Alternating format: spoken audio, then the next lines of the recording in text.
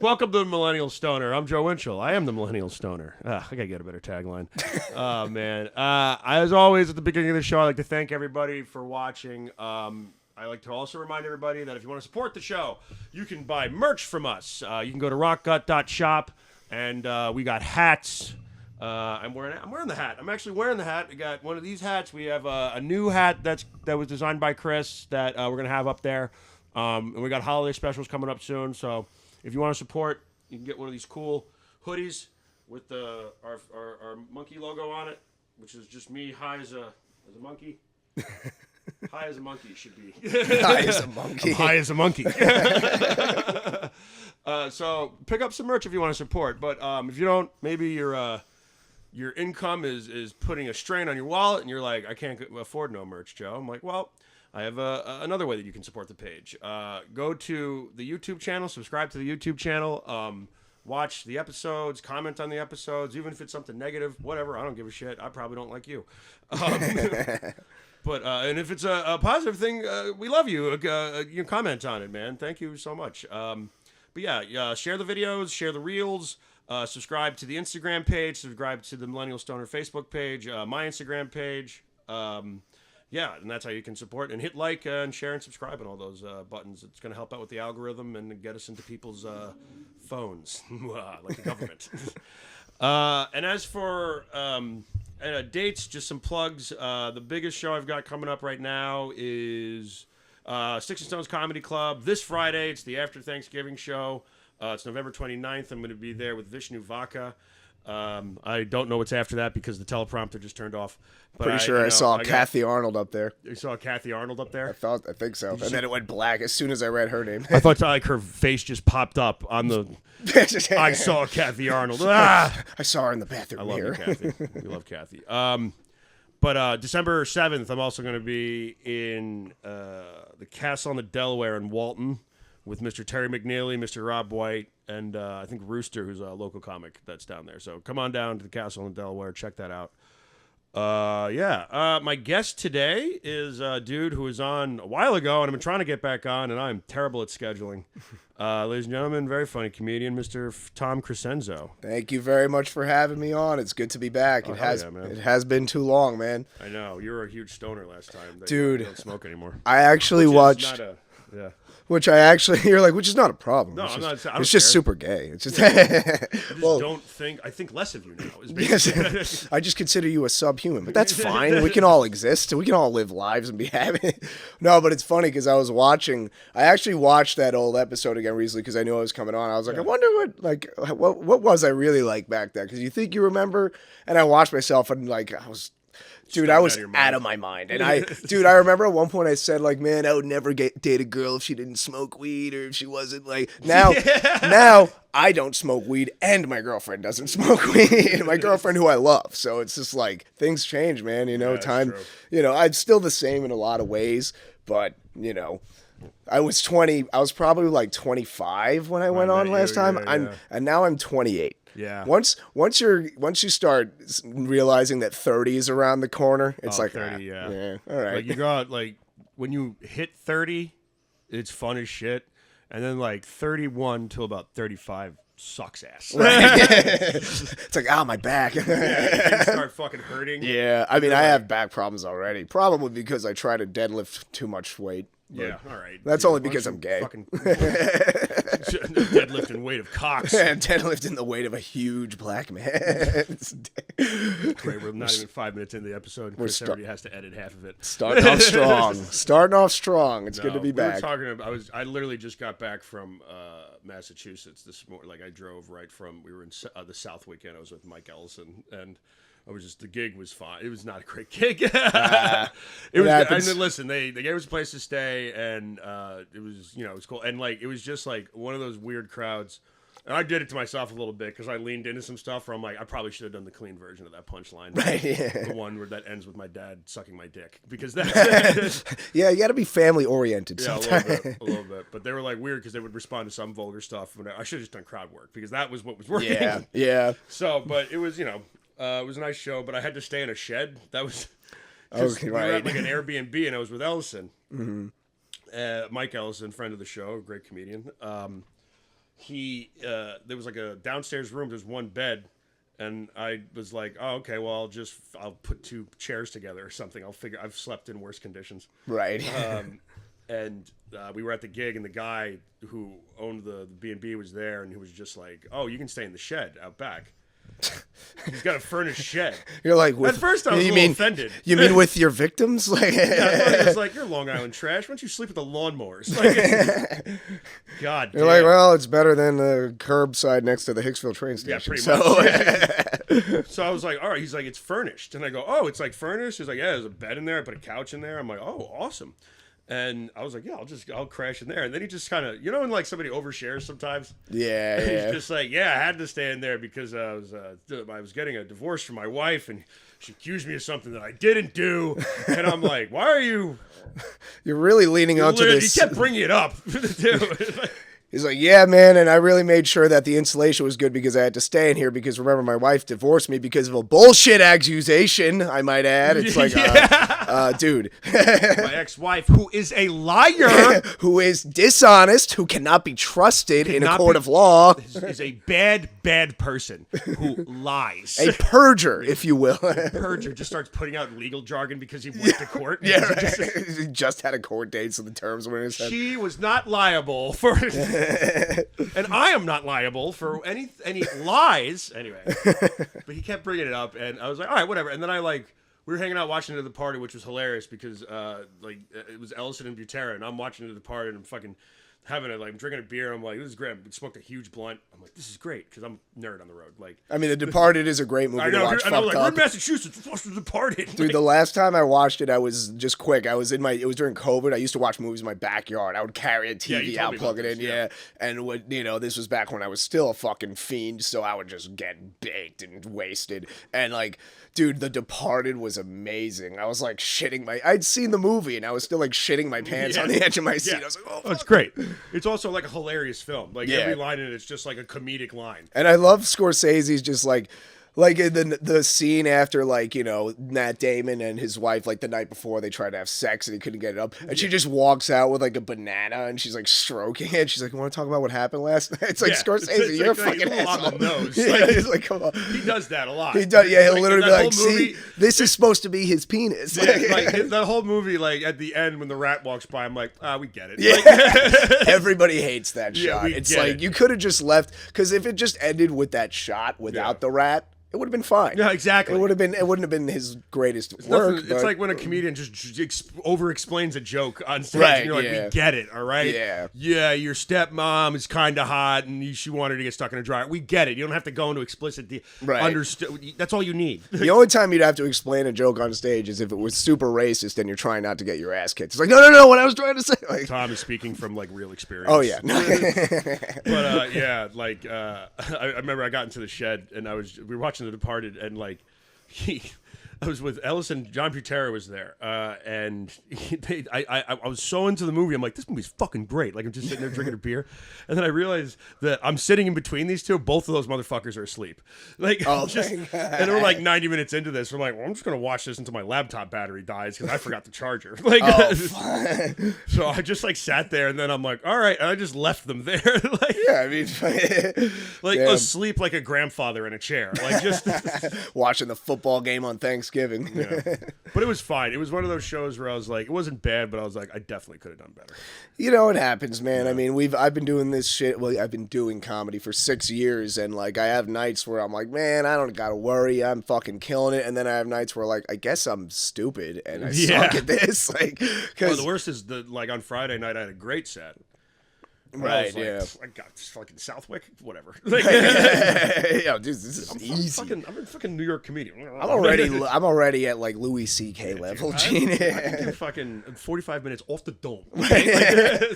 Dude, I can honestly, if you really press me, the most I could do of genuine prepared good material is probably 20. If I bullshit, I could make it to 30, but I just remember the only time I ever got that close to an actual 20 minutes, it was at, I was doing a mic at Governor's, and Mike Nicolia was hosting, and shout out Mike, and so I went up, and he just didn't like me, and I didn't realize that he didn't like me, so I just kept going, and then at one point, I just started like, people kind of started, not laughing anymore because I was getting laughs, but then towards the end, people were starting to like the stuff that you're like, here's just an idea I had. Right. Like, yeah. Yeah, but it wasn't even like because it wasn't funny. They were just kind of looking at me like confused, and then I was like, wait, how long have I been up here for? And everyone laughed. And then when I got down, I went up to Mike at the end of the show. I'm like, Mike, how much time did I do? He's like, yeah, it's 17. I was like, why didn't you light me? I thought it was like a 7-minute mic. He's like, I wanted to see how long you could go. And I'm like, well, evidently I can do 17 minutes. That kind of happened to me. So I did a brewery, and they asked me to headline it, and I was like, all right, yeah, I'll headline it. It was like 20, and originally they were like, yeah, 20. But then one of the comics couldn't make it, so there was extra time. So he was like, "Can you do 30?" And I'm like, "Probably not." Right? It's like, but like I do crowd work and stuff, so I'm like, I'll find something to talk about to stretch the time. It's not going to be brilliant, but whatever, you know what I mean? Yeah. Like, and then I went up there, and there was a table of guys that were just the worst. There was like a table of 4, and like they looked like the 2 guys looked like Tom Skerritt and Larry David. Oh my god! Like that's the best way I can describe them. Interesting. Like Tom Skerritt now, like old Tom Skerritt. Oh god. So I went up there. They left before I went up, and I ended up going up there, and I just riffed on that. I just made fun of that table like the whole time. Right. And they were eating it up. I mean, that's good They were because eating it up. So I did that, and then went into my set. I was like, all right, blah blah, and then I did a little more crowd work in between, and then I felt like that's got to be like 30 minutes. I think I just did 30. Like, all right, let me wrap up. I did the last joke. And then everybody, and it was good. It was a great set. And I went to Donnie, who was hosting, Donnie Roy, and I was like, hey, man, did I go like a minute or 2 over? He's like, you went 10 minutes over. Holy shit. I'm like, wow. I did 40 minutes? Damn. I literally am not bragging. I should have been more aware of my fucking time. Well, yeah. That's another thing. It had to come. I had 20 minutes worth of material, and I riffed for another 20, which... Pretty good. I'm like, oh, you walk around with a little bit of a bigger dick confidence at that point. Well, yeah, you go do a show in Southwick and everybody stares at you like you're a fucking monster. Right. And then you're like, I should quit comedy. Like, what's that Greg Giraldo saying? They look at you like you whipped out your cock at a playground. Well, but it's true because the thing with it is like if you don't realize how long it takes to actually say your jokes until you're doing a set. Like even I've timed myself at home like because I've wanted to practice sets. I've timed myself where I'm like, okay, that is 7 minutes. I definitely timed that. If I do that material exactly as I just did it, it's 7 minutes. Get on stage, I get to my second joke and I'm getting lit already. And I'm like, did that really just take 7 minutes? Like I timed that. That should have been a minute and a half. Like you just don't realize like when you're actually up there and you're feeling yourself and you get into the flow, you start to stretch things out a little without realizing it. Yeah. And then like before you know it, you're halfway through a second joke and you're not even done with the premise and you're already getting the light. So it's like a blessing and a curse because part of being a good comedian is knowing time. You have to know what 30 minutes is. You have to know when you hit 30 minutes, you can't need to look at a clock. You have to know it in your head like that was just 30 minutes. Yeah. And like that's a different skill that's really hard, that's like, That's and like it gets there cuz now you get like I definitely think I go like that was 5. Like I can definitely be like okay, that was 5. That was definitely felt like 15. But that when I'm like, that was like 30. He's like, that was 40. I'm like, oh, all right, well. Yes, I hope nobody's mad at me. Like, of course, and James was like, no, that was great. I'm definitely. And I'm like, okay, either way. Like, yeah, I mean, usually if you're killing, like most producers will let you go over, and because I produce shows, so I know that, like, if someone is really killing, you give a little leeway with the light because it's like they're slaughtering, there. Yeah, people are enjoying themselves. Doing their job well. You're gonna get mad and try to like take away everyone's enjoyment just because, like, no, I had a strict time, but there is a limit too. Like I've had shows where I forgot who it was, but me and Manny Cruz, shout out Manny. Miss you, man. I gotta call Manny. The last time I texted him, I didn't answer. I feel like an asshole. I've just been so busy with shit, man. I barely even been able to focus on comedy lately. Yeah. But shout out Manny. I love you, dog. I'll hit you up soon. But we were producing a show, and I forgot who it was. Oh, you know what? And this is another comedian who I love, Gio Perez. Super funny guy. Gio. Super funny guy. Super talented. Shit bars with Gio.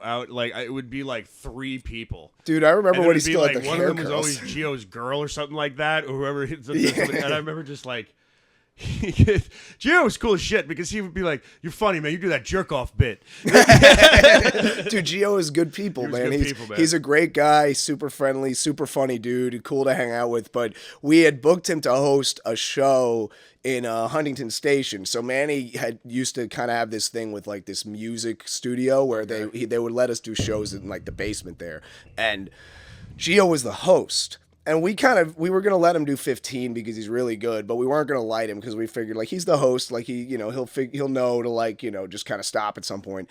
And then he literally went on for 27 minutes. Damn. And after a while, Manny and I were like looking at each other like, I was like, did you light him? He's like, no. And he's like, did you? I'm like, no. I was like, should we? And we're like, he's doing really well. But then after a while, it's like, but he's hosting the show. Like we have like 3 other comics we have to get up here. And eventually he got down and he was like, yo, oh shit, I didn't realize y'all were going to light me. And I was like, we didn't. So, so that was our fault, sorry. But obviously no disrespect to Gio. He was just going and going and going. Yeah, he was on a roll. He was doing well. And it didn't really hurt the show. It was just as the producer, after a while, even when someone's killing, you start to look at each other like, wait a minute, like that, he's definitely up there for too long now. And he's doing really well. And when they're doing well, it gets awkward because you're like, I don't want to like ruin the vibe, but like, here's what I was saying. We were saying before, like, when a show goes good, like whenever, like even in that ass, because the show's going well, even though it's like, there's never any stories. How was the show last night? I was great. The crowd was great. Yeah. It was a good show. All right. When a show goes bad, yeah, you have so many more stories to tell. Yeah, dude. When a bad show makes great memories. At least as long as nothing really bad happens. Oh yeah. Like, because I've seen some bad shows where like people, comics can get really down on themselves, and then it's like, oh no, like, but oh yeah. I mean, we've all had. I've talked about it in the show before. Those bombs where you're just like the sad Hulk music plays as you walk to your car, or whatever the fuck. Dude, it's just you're walking and it's just like, I hurt myself today. Yeah. But like there was one, like this is an example of like a fun story, and this wasn't really a show, it was a mic. Oh, but this is still so this is a great example of like a really bad set turned into a great story. So it was at this open mic at this bar called Coasters, which shout out Coasters, no disrespect to the people who work there, we had a lot of good times, but it was a shitty fucking mic. I mean, I hate to admit it, but it was. I mean, the bar was gross, like the regulars hated us. There was an ongoing war between the regulars and the comics for years. Like they didn't want us there, we didn't fucking like them because they didn't respect us. And then like, but still, we had a lot of great times there. Like the bar staff were all really friendly and stuff. Yeah. So I'm not trying to disrespect, but it was just a rough mic. Like you'd go there if it was like the only mic you could hit on Monday because you were too late for like Ziggy's or whatever. You were too late. Yeah, dude. I miss fucking Ziggy's so much. But you were too late for Ziggy's. You were too late for the Belmore Bean. So it's like, I guess I'm going to Coasters. So that was kind of what it was. Yeah. Or you might want to do 3 in 1 and you'd hit like, Belmore Bean, then Ziggy's, and you're like, might as well do Coasters, just get one more set in. But the thing is, like, sometimes the regulars weren't just sitting there kind of being mad about us. They would like do stuff. Like there was nights where there'd just be like a table of people gambling. Like, and I mean like playing cards and like putting money down, like real gambling. Yeah, and like we're doing a comedy mic while this is happening. And like, you're trying to do your joke. And you're just like, fuck you, motherfucker. You just hear that. Like, and it was just like a dude with an eye patch and a revolver, like some fucking Once Upon a Time in the West shit, dude, exactly. The harmonica. But like, no, it was literally just like straight Suffolk white trash people just gambling. And like, basically like this one night, it was like they were really just kind of being assholes about it too. And I went up there and I started my shit and I was bombing just like everyone else was. And like, I got into this joke about like the Nirvana album cover, which if for those of you that don't remember, there was some controversy about the Nevermind album cover because they were trying to like, someone argued that it should be legally defined as child porn because there's a naked baby on it. I remember this, And I think they actually haven't released like an updated version of the album cover since then. But like, I had this joke where I was like, well, it's obviously you can't say it's child porn. It's like a work of art. It's not meant to be pornographic. Like it's not child porn, but I jerked off to it. So I understand. And that was the joke. Yeah. But then I had this tag, which was just really stupid where you like, there's this Nirvana song called R Word Me. And I just want to make sure you guys don't get demonetized. Yeah. But, so that song is called R Word Me, and the lyric is R Word Me, my friend. And I was like, they were like, R Word Me, I'm 10. It felt really gay saying the R word. People were like, what is that, retard? But anyway, so I did that, and then one of the dudes at the gambling table just goes, that wasn't a good one. And I was like, what, the song or the joke? And he's like, good song, bad joke. And I was just like, okay. And I was like, you know what? I'm going to just like shut this guy up. And I was like, all right, good song, bad joke. Good guy, bad gambling problem. And people started laughing at that. And I thought that would be enough. But then he started getting rowdy. He was like, fuck you, motherfucker. You're a fucking pussy. And I'm like, you're a fucking. He was puffing up. Yeah. And I was like, you're a fucking pussy, dude. Like, why are you fucking interrupting me? Like, we're not bothering you. Why are you fucking like bothered just because And I started getting like mean. I was like, just because you fucking dropped out of high school when you're 10 and you have a fucking gambling addiction or 10 in 10th grade. I was like, just because you dropped out in the 10th grade and you have a gambling addiction, you're probably going to suck a dick in the back for another $5 just so you can play another hand, you fuckface. And when I said that shit, he got up.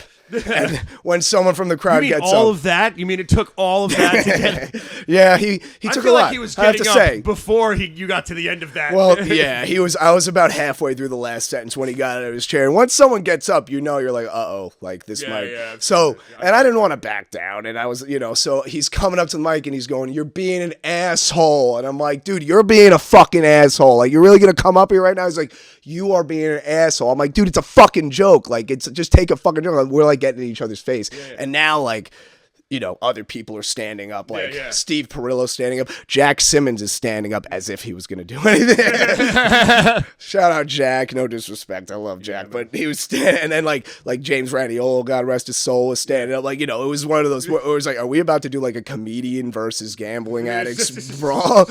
And like, we're like right in each other's faces. And the dude just looks at me. He just goes, I'm not going to fight you, but you're being an asshole. And then he just turns around and walks away. And I was like, all right, the PC police strike again, everybody. Oh, my God. And I was like, some people really can't take a joke, And then I just moved on. And I didn't get down after that. I finished my set. Yeah. I was like Bill Burr. I'm like, I'm doing the whole fucking 5 minutes. Yeah.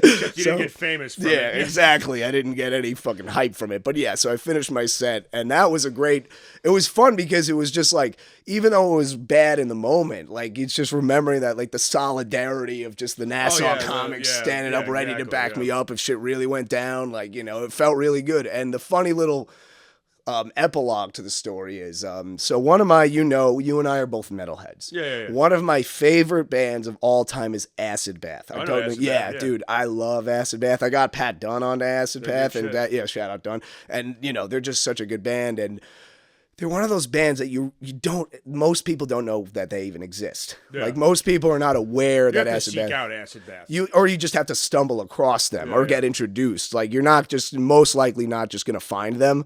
But so I went back to Coasters one day for a mic. This time, that dude that was at the gambling table, he was there, but this time he's behind the bar. He's bartending. And I was like, oh shit, okay. And then, I see him and I'm like, oh no, like, are we gonna, I really don't want to have to get into it with this guy again. I hope that, like, he's cool or whatever, or like, and then he turns around and he's wearing an Acid Bath shirt. And I was like, fuck. Dude, in that moment, I wanted to become this guy's friend. Like, I wanted to, like, shake his hand and be like, dude, I just want you to know I'm really sorry about the other night, but you're a cool dude. I love Acid Bath. Metalheads meeting especially if they, like, it's like when I meet somebody with a Motorhead shirt on. Right, yeah. There's like immediately there's a kinship there. Right, yeah. So there's like a thing with common ground. It's almost like when you find out someone else does comedy, like, you're going to be like, oh, I have common ground with you now. Exactly. And maybe you're not such a douchebag of a human being. Maybe you're just having an off night. Exactly. I still think you have a gambling problem, but like, right, yeah.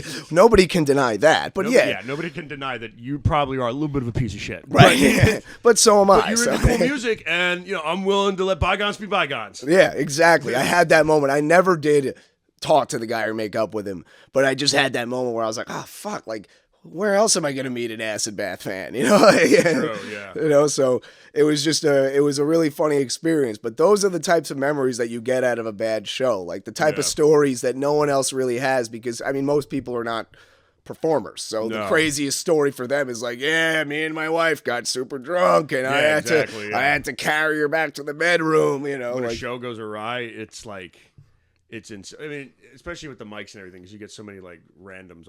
Most of the time, people are there to see comedy. Like, unless you're like, you just got like the worst audience member ever. Oh yeah. You know, like, then there's been those moments like I've seen where it's like the whole crowd is good, but one guy is just causing a problem. Yeah, exactly. And it's like, when that happens, you kind of have to like, you really have to cut that guy's head off. Because otherwise, like, they're just gonna ruin the night for everybody, you know. Or you have to maybe incentivize the bar or whoever or the club to throw the guy out. Yeah. Because those moments are not like a weak crowd is a weak crowd, but one like rambunctious asshole who simply won't stop can be a huge problem. And there was one time where Manny and I threw a show, and this was back like pre-pandemic, so it was at Nostalgia, which I believe at the time was still One Eye Jack's. Yeah, and it definitely was. Yeah, so we were doing it in the back, and like this girl, this is being a fucking super huge bit. Like the whole time she's talking like loudly, like not even trying to whisper to her friends. Sash? She what? Was she wearing a sash? No, she was. She was. Women in sashes at comedy shows. It's like the biggest. Like you want to talk about the reddest of flags. Like, yeah. It's like, this is not. You're not here. Why are you at a comedy show? Yeah, I mean, this was more like just like a classic like thought, like just a blonde like thought, like just one of those like there's nothing happening between your eyes up there. It's just you're just thinking pumpkin spice lattes and cock. Like that's it. That's your thought spice. That's your thought process. Pumpkin spice, cock. Put pumpkin spice on the cock. Put cock in the pumpkin spice.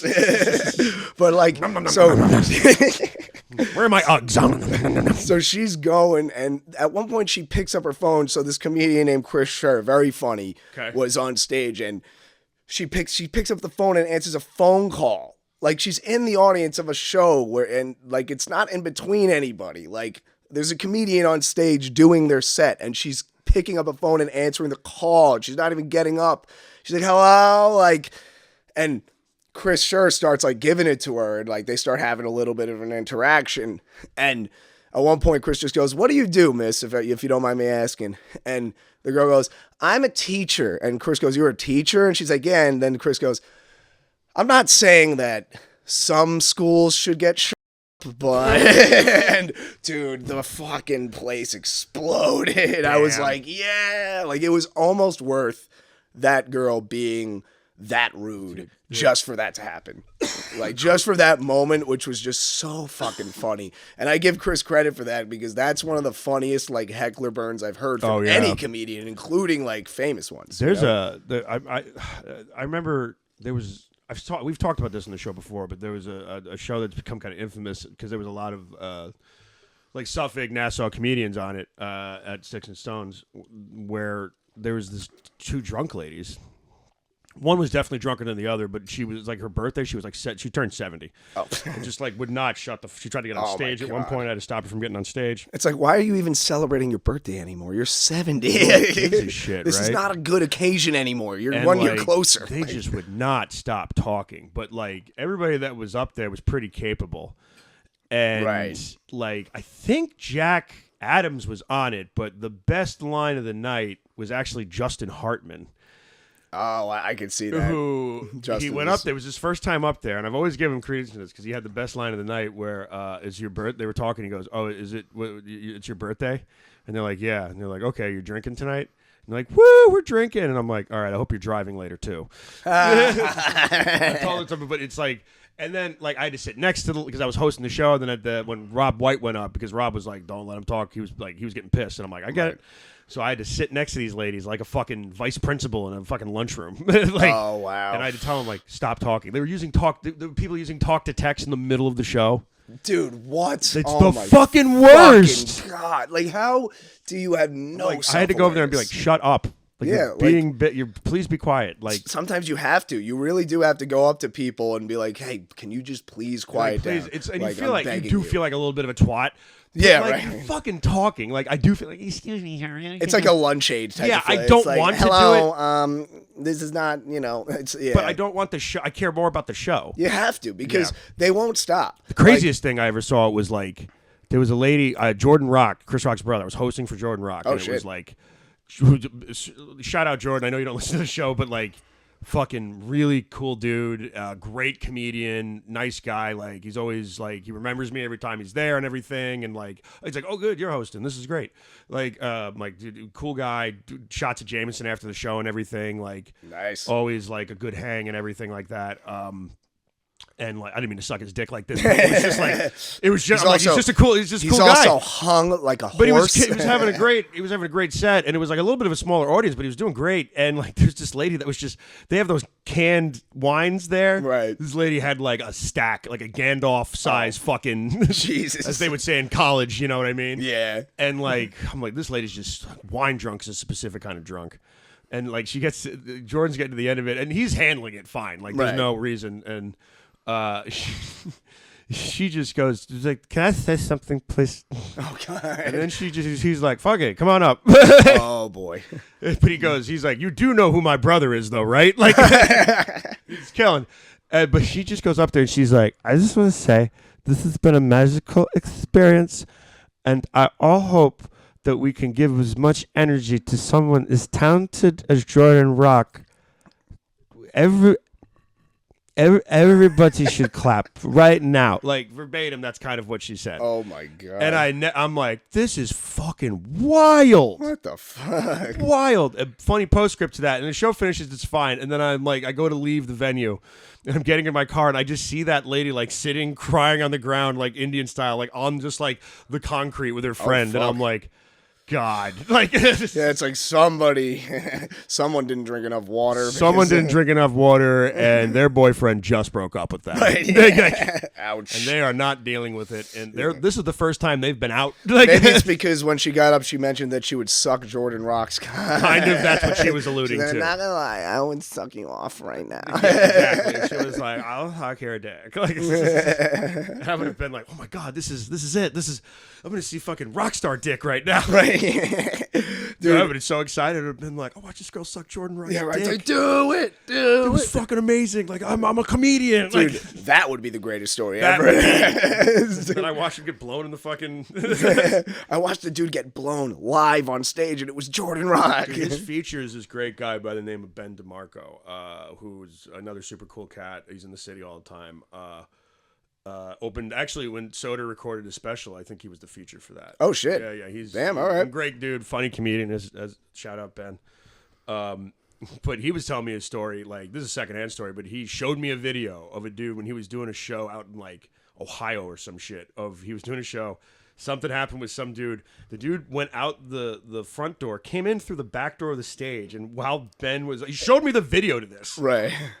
Came in through what a psycho. Yeah, Came in that's through the back door, and insane. then like I see Ben like ending the show. I mean, he shows me his video. It's like Ben standing in there, he's ending the show, and then this dude just comes up, puts his arm around him, and then Ben puts my him arm God. around him. I'm like, why'd you put his arm around him? He's like, I thought he was one of my boys. Like, Oh my God. and as soon as he turns, the dude just fucking cracks him in the like a cartoon, just Oh like my in the God. face. And I'm like, my God, I have mad respect for that guy because he's like, he has been like punched like because of a show before, man. Holy Shout shit. out Ben DeMarco, fucking G. Oh my God. I mean, I've never actually been hit for anything I've said on stage, but I've seen it happen. Oh, man. I mean, I have seen it happen. I don't know if that's a badge of honor. It's, you know what? It's Probably a little bit, right? Probably feels a little like it kind of makes you feel like you've really been around, like you've done this shit so much that someone actually tried to fight you once, and, and succeeded. You know, You talk to some of the older comedians, they're like, yeah, this dude threw a stool at me, and then Right. the teacher jumped on his back and started punching him in the back of the head. I'm like, my God. Like, dude, people will get crazy. You ever seen that video of like the guy like running on stage during a comedian set, and he grabbed the mic stand and tried to like hit him with It is it? wild. That's a fun rabbit insane. hole to go down of just comedy shows going wrong. Dude, this comedy as a job can literally go from like a seemingly like fun like enjoyable like gig to like a survival situation. Yeah, it can. Like all of a sudden you're like, oh shit. Like, yeah, it's like being on the road. It's like you see someone and they flip you off and you're like, fuck you, motherfucker. Yeah, exactly. And then they just pull up an M16 and you're like, oh shit. all of a sudden you're like, is that Ford following us? Like, nah, it couldn't be. You get Russell Crowe. Like, I think that's two Fords.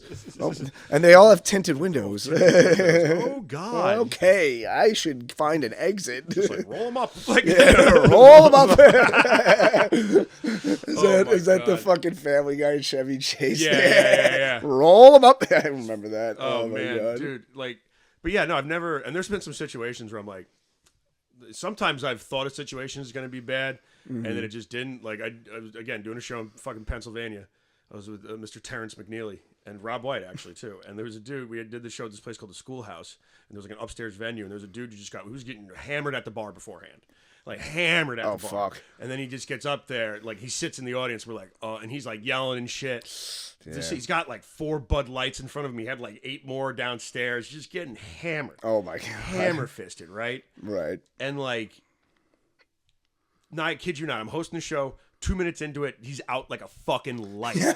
Out like a light. I was like, ooh, really dodged this bullet. Thank you, alcoholism. Yeah, right. So we all took pictures next to his passed out fucking body, by the way. Oh, my God. So there's just this dude. This looks like a dock worker from Boston who passed out. God. Just like, and we hold just pictures of us around like, oh, like. If you really wanted to be, you should have drawn a dick on his face. I know. But dude woke up an hour later and he's like, good show. And I'm like, what do you mean good show? It's like, dude, whatever you watched in your head must have been great. He bought us all shots. He bought us all shots, and then I was outside. This is when I still smoked.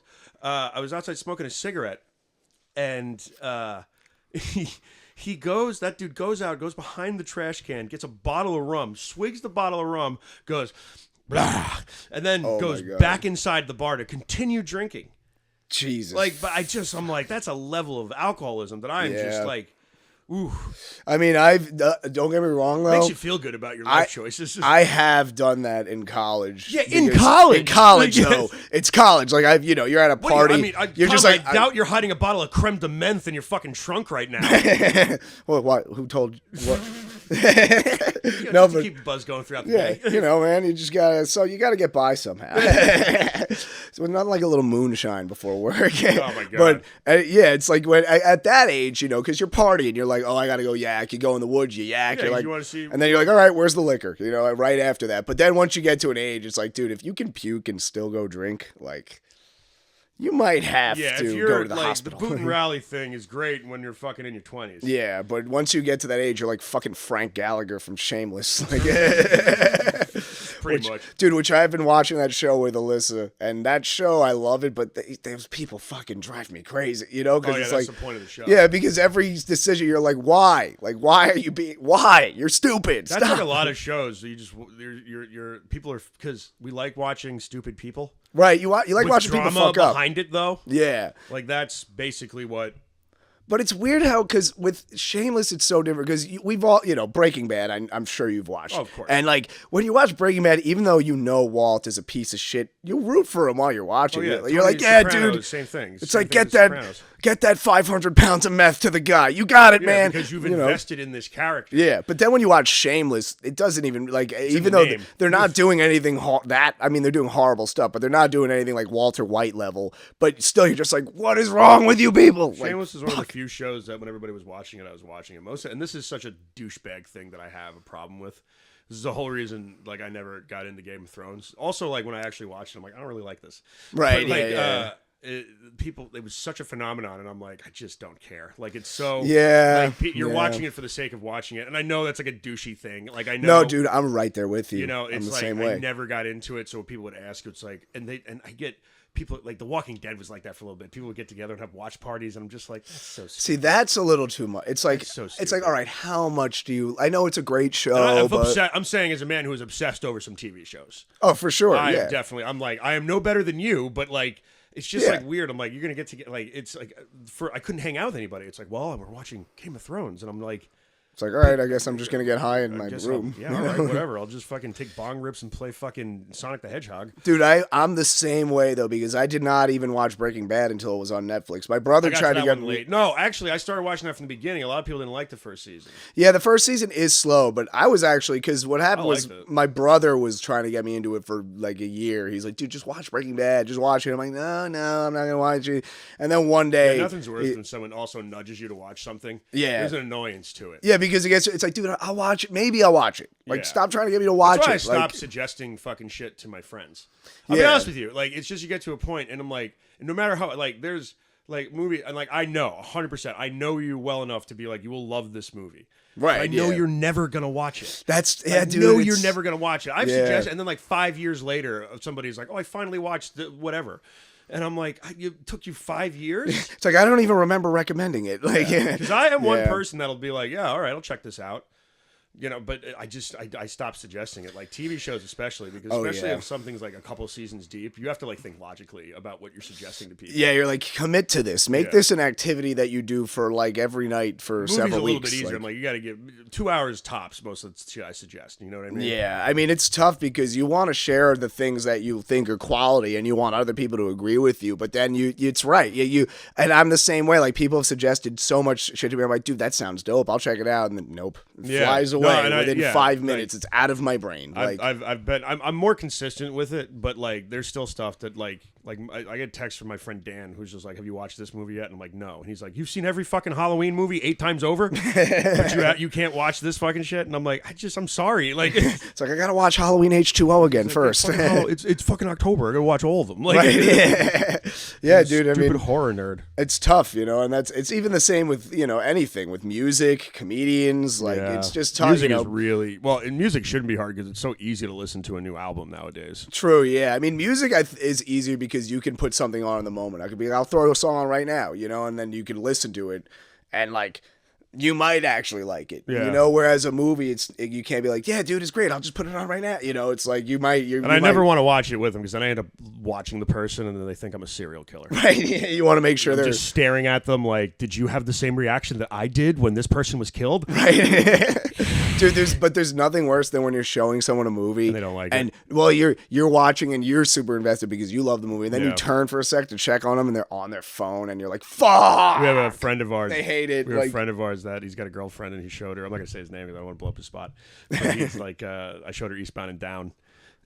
Which is one of my absolute favorite fucking shows ever, and she didn't like it, and I was just like, leave her. Like, dude, bitch is not worth like, it. I can't, because there's some things where I'm like, and I know, and maybe it's a guy thing. I don't know. No, that's not true. I think girls definitely do this too. It's like you can't help it. You try not to let it bother you. Yeah, you know what I mean? It's like it's whatever. It's just my whole personality. Because it's just an opinion, but in your head you're like, well, why don't you fucking like it? What, you think I'm stupid for liking it? You think that I'm just dumb or something? You think I don't know good shit? Yeah. I know good shit. Yeah, exactly. You don't know good shit. It's like you get offended. Like it's just stupidly offended in such the dumbest way. Like if I was dating some girl and she was like, I didn't care for Ghostbusters. I'm like, it's fine. And I have so many Ghostbusters things on my wall. Yeah, right. Like, totally cool. Totally, so you'll listen, just never ever come over, and I'll never talk to you again. Yeah, and we should see other people if I might add.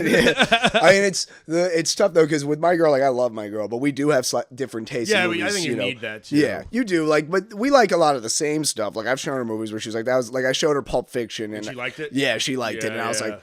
But like, there's other movies like we went and saw. Did you see that movie Barbarian? Yeah, yeah. Justin Long. Yeah, shithead. I love Barbarian. I loved it too. I think that even though it's kind of goofy, I think that movie is great. It's a great like modern horror. It was made by the guys who did one of the guys who was involved in The Whitest Kids You Know. Yeah, it was. Actually, yeah. Which was always a weird thing. I'm like, that's it's like all right. interesting. Well, that explains why there's so many jokes in it. Right. Yeah, that explains why it's weirdly funny in some ways. Like on purpose too. Yeah, but then like I watched it with Alyssa, so we walked out of the theater. And she was just like, that was terrible. That was trash. And I was like, yeah, it wasn't that good. You find yourself like, then you're just like, we're going to watch Barbarian. Like, yeah, right. I'm going to watch it again later. Like, so much. I'm sorry. I've admitted it to her now. I'm like, babe, I'm sorry. I like Barbarian. She's like, that movie sucks. It's trash. And I'm like, no, it's good. It's pretty good. Like, it's bad, actually. You don't want to do that thing, but you're like, you just don't understand it. What was that? Nothing. Yeah, right. It's like, look, baby, it's okay if you don't get it. It's like, don't get what? It's like, nothing. Trying not to be like I watch a lot of movies. I'm just right, saying, I may know more than you. Like, right, don't do that. I'm more of a movie guy. Everybody has different tastes. That's of course, because and I don't blame some people for not, because I love both sides of the film spectrum. I love your stupid, like, Death Wish, like action-packed type movies, dude, and like fun. They're stupid, they're retarded. Fun. Like I admit, like these movies are dumb, but I love watching them. Exactly. But then they're I also good movies. but then I also the movies I really want to recommend to people are the ones that deeply affect me, like the really cerebral stuff. Yeah. But most people are not really down to watch a movie that they have to figure out. Yeah, that they have to interpret, and I can't blame anyone for that because movies and shows and media is supposed to be like, there's an escapism to it. It's like, I'm trying to do this to not have to use my brain. I'm not trying to be stressed right now. I just want to enjoy something. Oh, yeah. And I'm like, well, why don't you watch this movie that could be interpreted in 7 different ways and doesn't really have an ending? Like, it's like, and people, Exactly. and then I wonder why nobody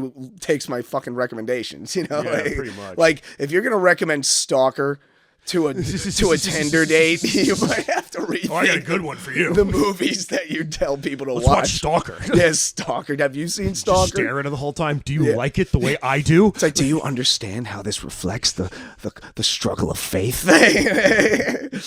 We're gonna watch Nostalgia Even after. worse, you just sit next to her, you just start breathing heavy when it starts getting like This part.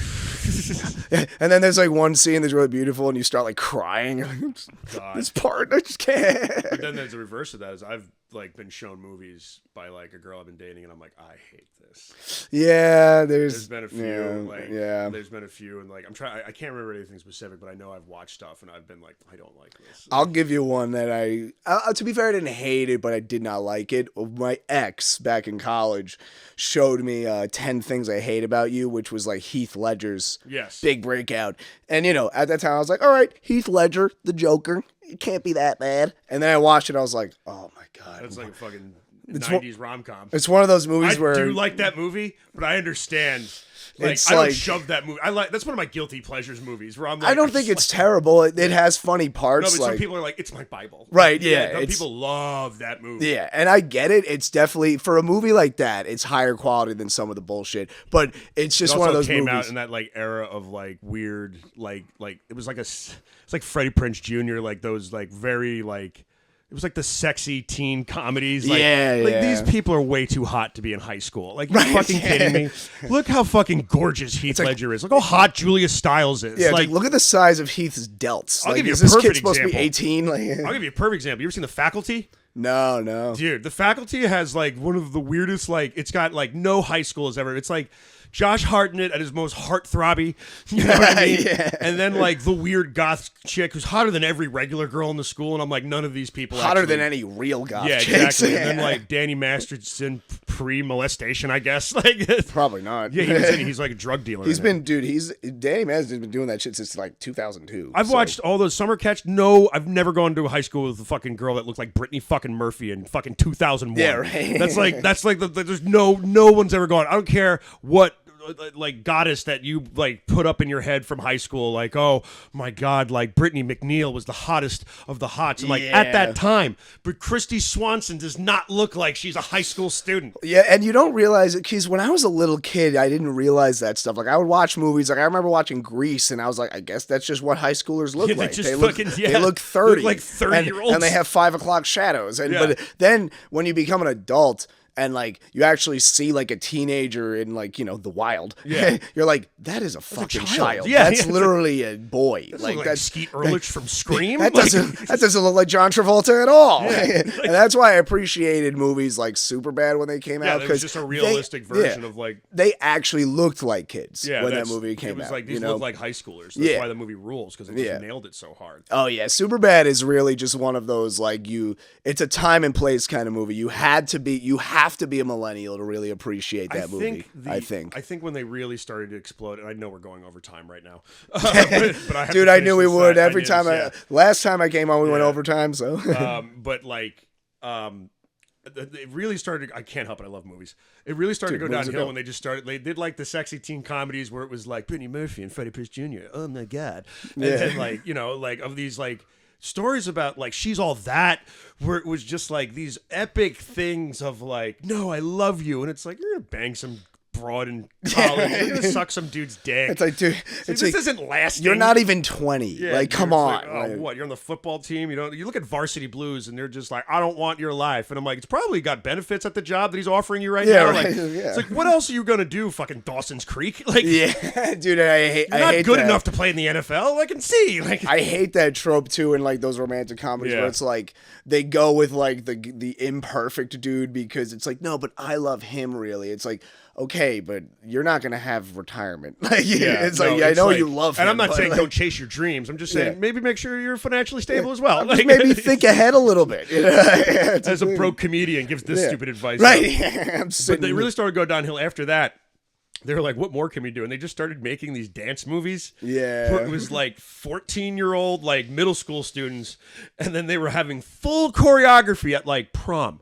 Like, yeah, it's like, all right. It's like, and you're like, there's not a chance. You're doing backflips. Yeah, and I mean, honestly, I'm at the point where now I don't even really like watching too much media about like teenagers. Well, it's all like we're old. Yeah, I don't relate to You it. feel creepy watching it. And plus, like, I remember when Euphoria was getting big, people were like, "You got to check out Euphoria." I'm like, I'm not trying to get on a watch list. It's like, it's like I watched an episode of that. I'm like, I'm uncomfortable. Like, that's the thing. It's like some of these everybody's like Sydney Sweeney or like what I think was on it, right? And I'm like, Sydney. It was like her breakout, and so is Zendaya. It's just hot people doing drugs. Yeah, like, it's hot people doing drugs and being horrible. Yeah, like high schoolers too. Yeah. And like here's the thing, they kind of look like high schoolers, but I'm also looking at it like, what high school is this happening at? Well, yeah, that's the thing. My high school had plenty of fucked up shit going on. It's not even like inner city, like it's like well off kids, right? Yeah. It's supposed to be like privilege, you know? And it was the same problem with 13 Reasons Why. It's like, all right, like I know things can get dark when you're a teenager, but like my high school was not this that's what I mean. Up. You're like, and I understand it's a story and you're making drama and everything, but there was like